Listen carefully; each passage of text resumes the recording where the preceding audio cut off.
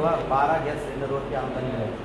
नंतरच्या काळामध्ये ते 9 गॅस सिलेंडरवर मिळते आणि आत्ता निर्णय झाला की आता 4च गॅस सिलेंडर मिळतात. असं काय होतं? काय हे खरं आहे की आज तुम्ही पाहता, अरे थोडं थांबले, आज आपण पाहता जे प्रगत राष्ट्र आहे त्या राष्ट्राची काय अवस्था आहे.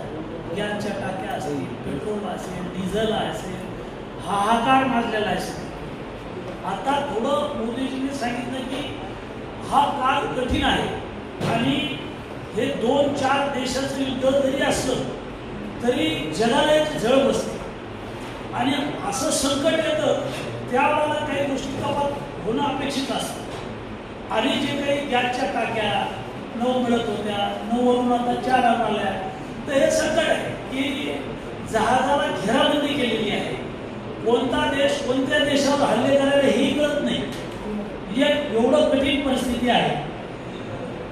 त्याच्यामुळं हे आलेलं संकट काही काळापुरतं आहे मर्यादित आणि हे संकट दूर होईल आणि पुन्हा गॅसच्या टाक्या रेग्युलर होतील किंवा भविष्यात पेट्रोल डिझेल सुद्धा रेग्युलर होईल.